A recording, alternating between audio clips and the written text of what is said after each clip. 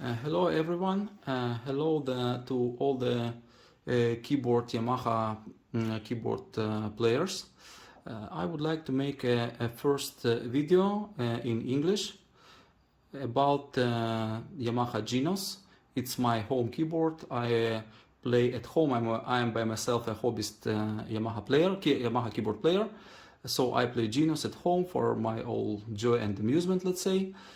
And I maintain a small YouTube channel. It's in Russian, targeted mainly for the Russian-speaking community, where I share tips and tricks that I learn as I go.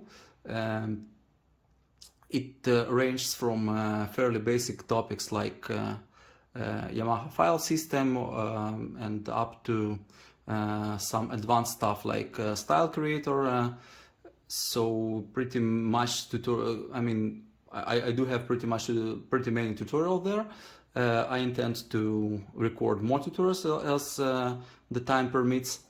So recently I've started to get comments from some English-speaking guys about whether I can make a video in English. So I thought that, why not? It can be a challenging experience for me. It can be challenging, but it's after all, it's a great experience for me. So I'll try to explain as good as I can. I'll really try to do my best to explain what I've filmed in Russian. So hopefully you guys will find this video beneficial for you. Maybe you will learn from it. So I'll upload this video and I would really appreciate your reactions. If I'll see that this video really, can be interesting for you, let me know. Please post your comments, your reactions, your likes, everything that goes so well in YouTube. And if it goes good, I'll try to do my best to record more videos in English. Okay, so that's been said, let's go to the main topic of this video.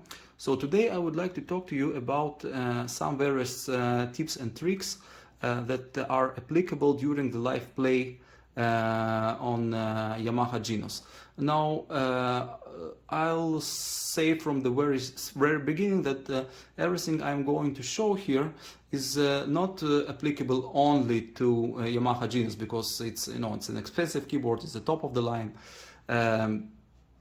But for those who own Yamaha keyboards like a 6700 or 6900, all these things are also applicable, and you can use it just like I'll do. Okay, the interface might be different in some points, but the ideas are all the same. Okay, so the first tip I would like to show you is pressing 3 consequent keys.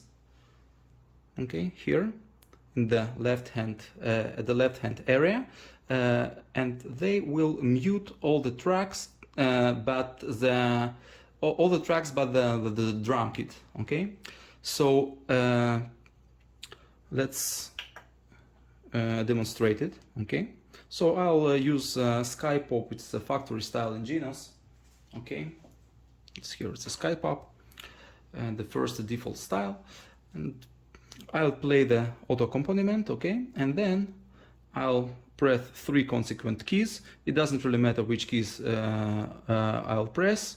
So for the sake of example, it will be C, C flat and D, but it can be a different triplet of keys.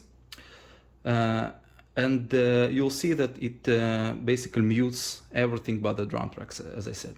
Okay, so let's see.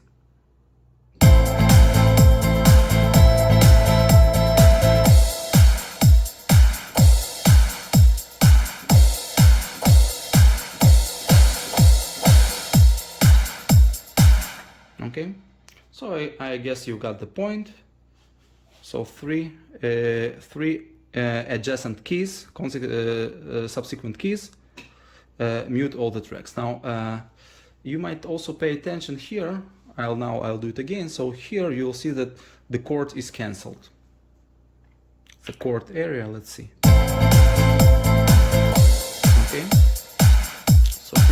cancel word. So it's cancelled. Now you can also try to press 4 subsequent keys. Okay, so it will be C, C flat, D, D flat. Let's see.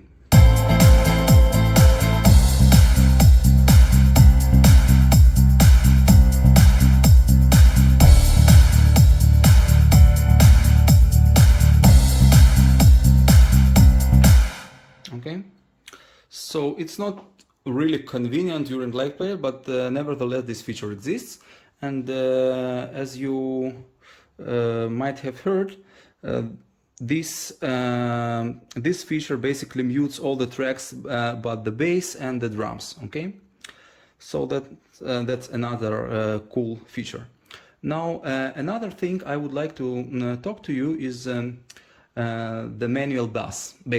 Okay, so what is the manual bass? Manual bass is something that exists in core keyboards for ages. Okay, that has been there for ages, but Yamaha keyboard doesn't have this dedicated physical button. So I would like to show you how we can, how we can emulate to some extent this manual bass feature, because many people say that manual bass is the feature that is not available in Yamaha keyboards. So in my understanding, it's not really true. It's true that you can emulate this feature, but you should work and you should come prepared. So in Quark it's way more convenient, but still, if you have a goal to play a part of a song with the manual bass, it's still possible. Now there are many different ways to achieve this behavior. So to shortly explain what exactly the manual bass is. So it's the mode when you press some button, okay, and all the tracks but the drum track become muted, okay.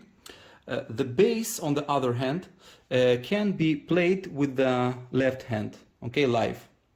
So how we can achieve this thing? Now I'll illustrate the idea. You can develop this idea by using registration memory if you like, but the basic idea is, while we are playing, to stop to press this auto accompaniment button, okay, and simultaneously again, or with the registration key for automation, registration memory. So we can press the left area. I'll show you here, okay. To activate the pre-programmed bass section, okay? So let's see. We'll continue using our Sky Pop style. So for the left area, for the left part, I'll choose some bass, okay? So let's go. Let's enter the bass category. Let's pick this bass, for example, and see. Okay, it's a great bass. Now,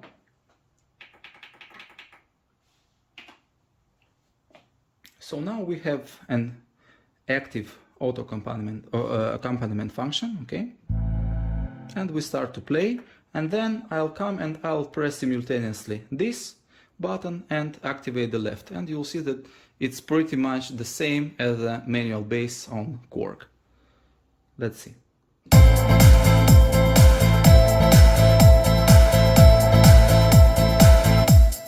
Okay, so I pressed both of the buttons, both of them, and now I'll start playing my manual bass.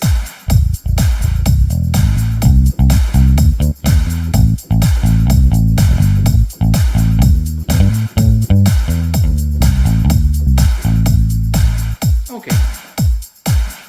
Again, activating this, and we continue our song, our performance. Okay, so that's another tip. Yet another tip I've found out by myself, and I also read about it in various articles and posts on the internet, is the slowing down the ending section. So if we press twice the ending, it will be slowed down gradually. Okay, so let's see. I'll press the third ending only because it has way more bars in the ending itself than the first and the second one. Okay, so it's just longer. Okay, so I'm pressing twice.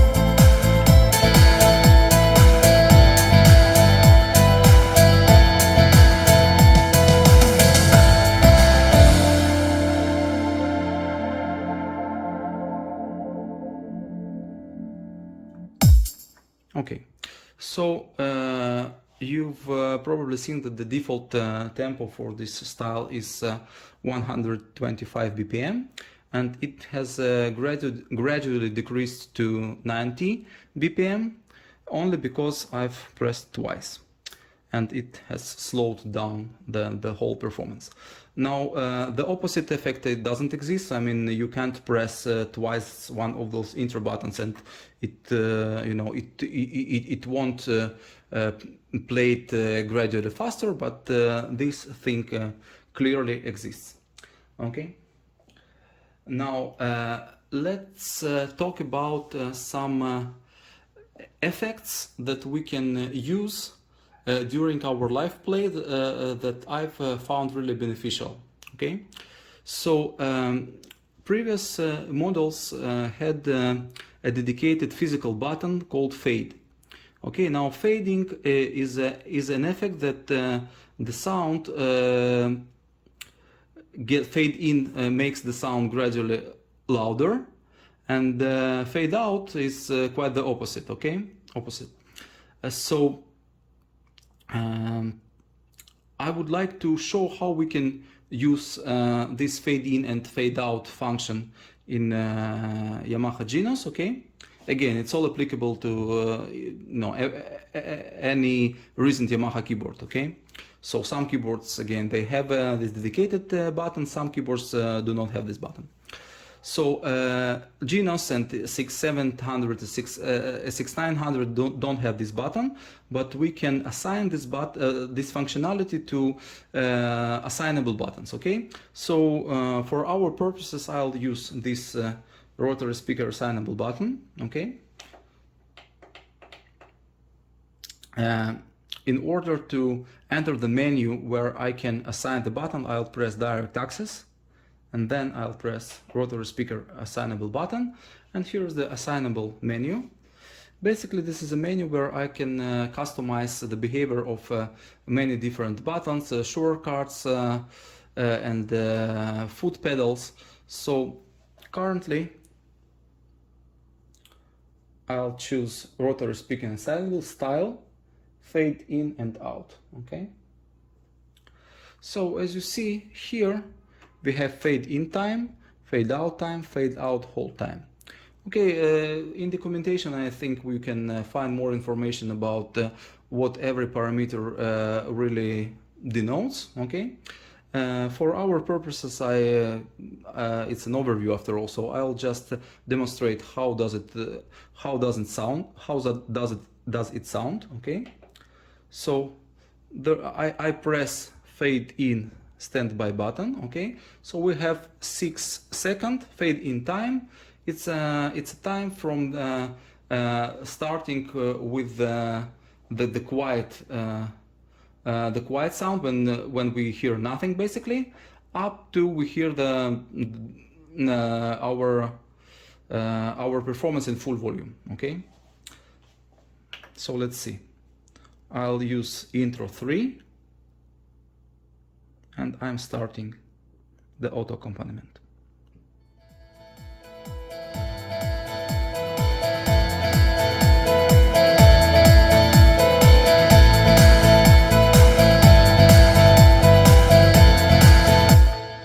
Okay, so you've heard how the sound gradually increases dynamically. Okay, now the fade out makes exactly the opposite.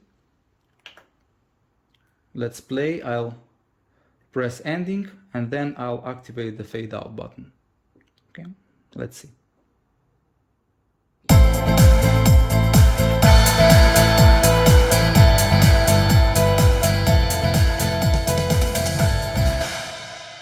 Okay, so you should customize these parameters, and you should take into the consideration how long does this ending can be.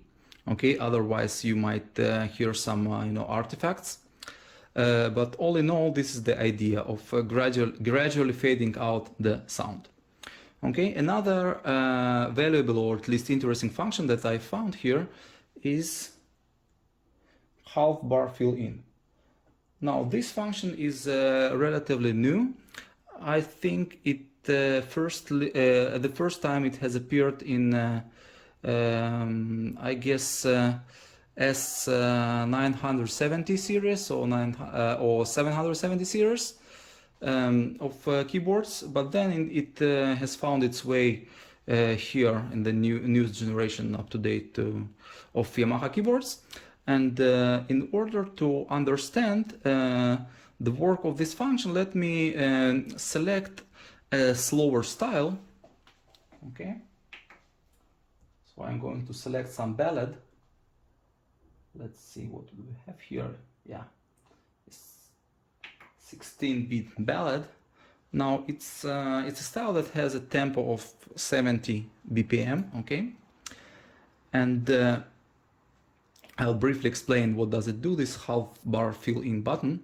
So as the name suggests, it's a fill that lasts for half of the bar. Okay, so you see here 1, 2, 3, 4. So when I'll hit the fill button, okay, during the play, okay, we always talk here about the tips and tricks during the live play, right? So during the live play, when I activate this half bar fill in button, okay, or half bar fill in function to be precise, and I hit this A or B or C, it doesn't matter, I mean hit the fill button, you'll see that it lasts for half bar. So the fill won't last for 1, 2, 3, 4, okay, it will last for 1, 2, and then it will go directly to the beginning of the next bar. Okay, so let's see. Now it's activated and I play.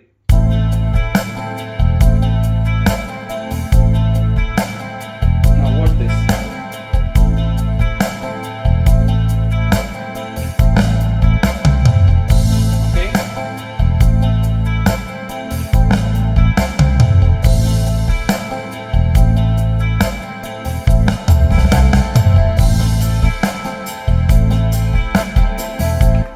When I turn this function off, it's our regular fill that lasts the whole bar. Let's see.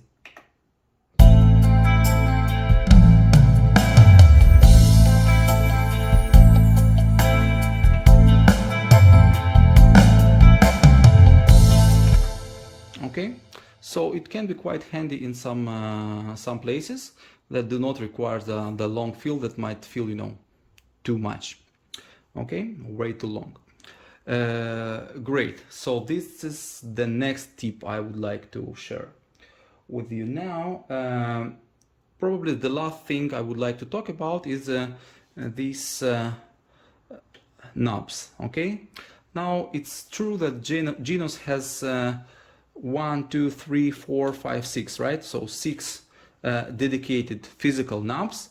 Now S6700 and the S6900 do not have so many knobs, but they do have 2 knobs, 2 assignable knobs, and all these functions that I'll explain now are basically available and can be assigned to these knobs as well in those models. Okay, so let's see. I'll get back to my dance style Skypop. Okay. Okay, so what do we have here? We have a style cutoff here. So style cutoff, it basically reduces the highest frequencies, okay? And we will have a muddy sound of style. For some dance style music, it can be quite handy. So it's, I'll demonstrate this while playing. So the available values for this style cutoff are range from -64 to 0. So I'll put it to -64, okay, and then I'll turn the knob in the clockwise direction, okay, and I'll gradually increase the value of the style cutoff. Let's see. You hear this muddy sound?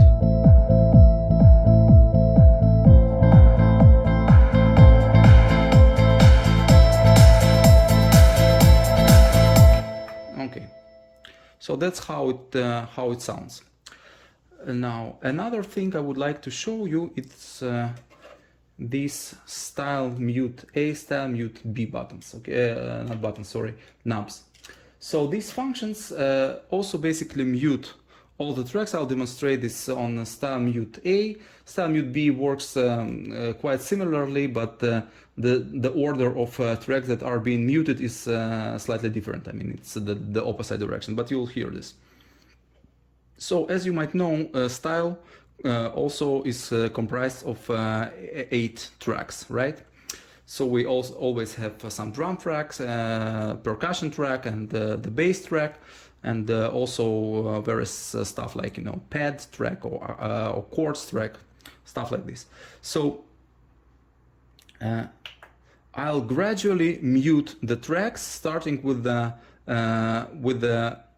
rightmost track, okay, track like 16, and then going back to the drum tracks. Let's see.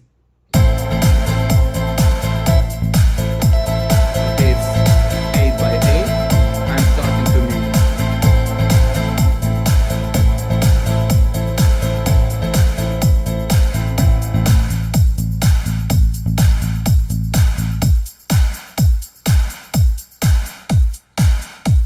Okay, so when we have like 3 out of 8 here, for example, we'll hear the drum tracks and the bass track. When we have 2 out of 8 here, we'll have only drum tracks activated. I mean, the drum track itself and the percussion track. Okay, so that's the idea behind this style mute functionality. Okay, one more, probably the last function I would like to show today is the retriggering. Okay, let's see. You see here style retrigger. Okay, so it gets activated while I'm playing, during my play. Okay, so it basically intended to produce this DJ-like effect. I'll show because you know, it's exactly the case where one demonstration worth 1,000 words. Okay, so let's see.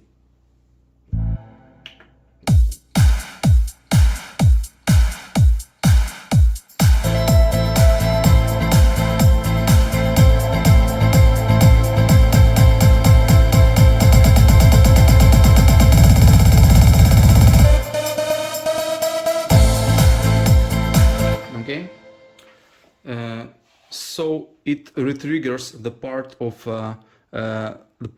bar producing this retriggering effect. Okay, so I found it convenient to press break, okay, when I'm going to exit this retriggering mode, to produce a smooth conversion to or transition to the next part of the style. Okay, I'll show it again.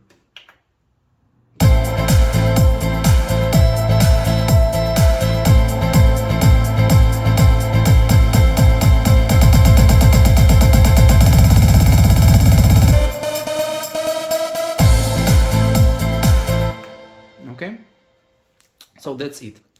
Now I'm pretty sure that there are way more tips and tricks, but for the first video I think it would be enough. to share, because I don't want to, to make very long videos.